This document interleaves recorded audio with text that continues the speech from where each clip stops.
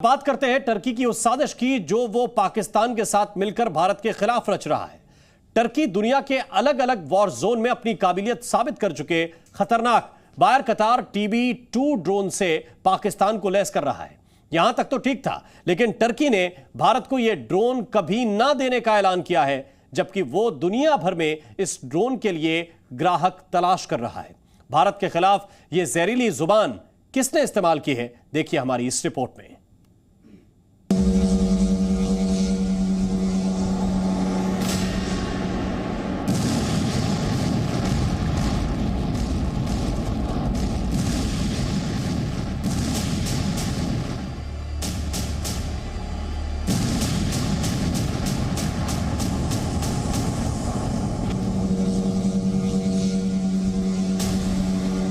जिस ड्रोन ने यूक्रेन में रूस की सेना के कदम रोक दिए, जिस ड्रोन के हमले से अजरबैजान के खिलाफ आर्मेनिया घुटनों पर आ गया, अब टर्की वो ही बायर कतार ड्रोन पाकिस्तान को दे रहा है। और उसने इस बात का ऐलान भी कर दिया है, भारत को अकेला ड्रोन वो किसी भी कीमत पर नहीं देगा। टर्की और पाकिस्तान की दोस्ती कोई नई बात नहीं। टर्की और भारत का मनमुटाव भी काफी पुराना है, लेकिन अब जो जहरीली जुबान टर्की बोल रहा है, जो किलर ड्रोन पाकिस्तान को दे रहा है, उसके बाद भारत को इस किलर ड्रोन और टर्की की साजिश दोनों से निपटने का इंतजाम करना होगा।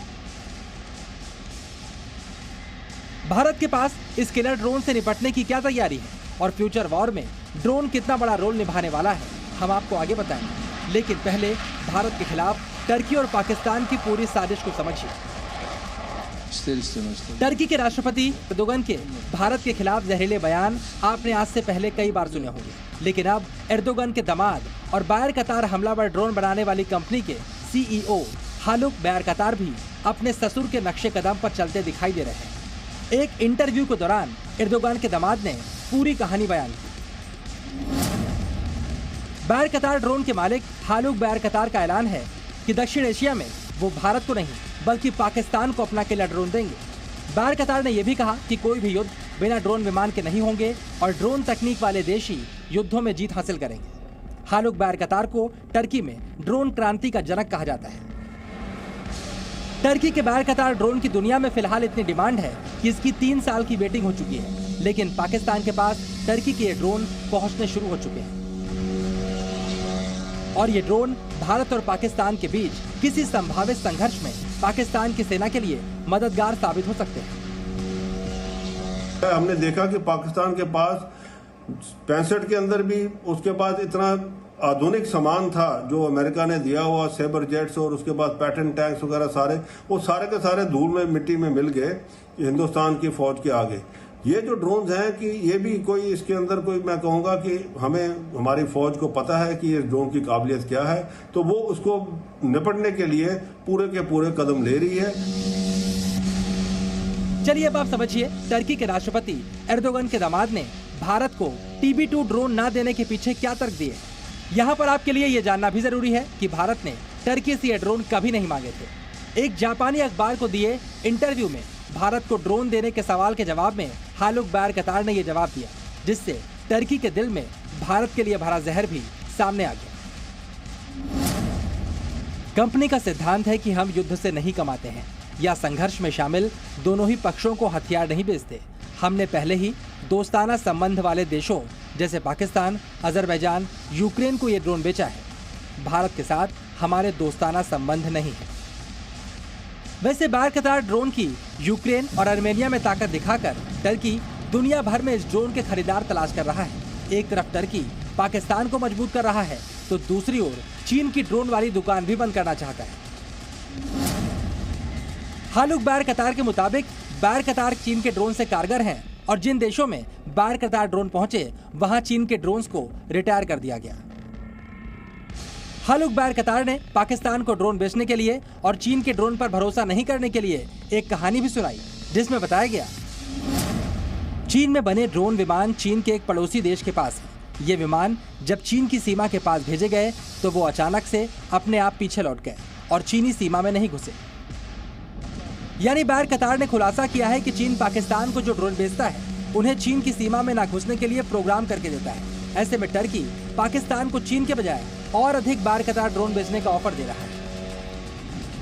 चलिए अब आपको इस ड्रोन की ताकत के बारे में बताते हैं, जिसकी वजह से सीरिया, आर्मेनिया और यूक्रेन वॉर जोन में ये इतना कामयाब साबित हुआ। बार-कतार TB2 drone air defence system को चकमा देने में माहिर है।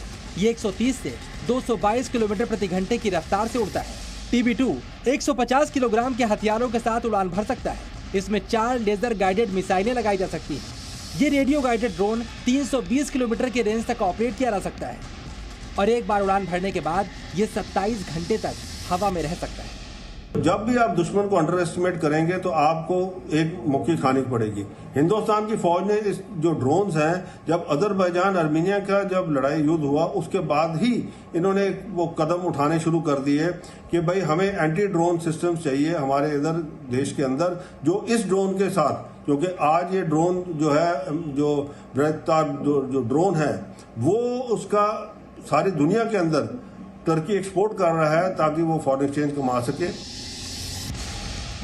चलिए अब ऐसे ड्रोन के खिलाफ भारत की तैयारियों की बात कर लेते हैं। भारत भी फ्यूचर वॉर में ड्रोन के महत्व को समझ चुका है। ऐसे में भारत ने ड्रोन इंडस्ट्री में बड़ा निवेश किया है। भारत तपस BS-201 ड्रोन का विकास कर रहा है, जिसे बार-कतार ड्रोन का जवाब माना जा रहा है। इसके अलावा भारत अमेरिका से बेहद उन्नत MQ-9 रीपर ड्रोन खरीद रहा है। भारत अपने ड्रोन बेड़े में स्वार्म ड्रोन को भी शामिल कर चुका है, यानी भारत की तैयारियां भी ड्रोन युद्ध के लिए पूरी है। हमारे फौज ने, DRDO ने, सबने जो मिलके वो एंटी ड्रोन सिस्टम जो हैं वो सारे के सारे तैयार करने शुरू कर दिए और मेरे को पूरा यकीन है आने वाले दिनों में आप देखेंगे कि हमारे फ्रंट लाइन ट्रूप्स के पास भी ये एंटी ड्रोन जो है वेपनरी होगी।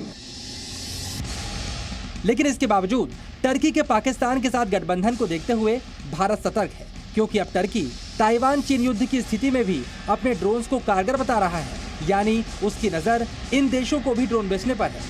और दुनिया भर में अपने घातक ड्रोन के खरीदार तलाश कर रहा टर्की अगर भारत को ये ड्रोन ना देने का ऐलान कर रहा है तो मकसद सिर्फ और सिर्फ पाकिस्तान को भारत के खिलाफ मजबूत करने की कोशिश है। ब्यूरो रिपोर्ट, जी मीडिया।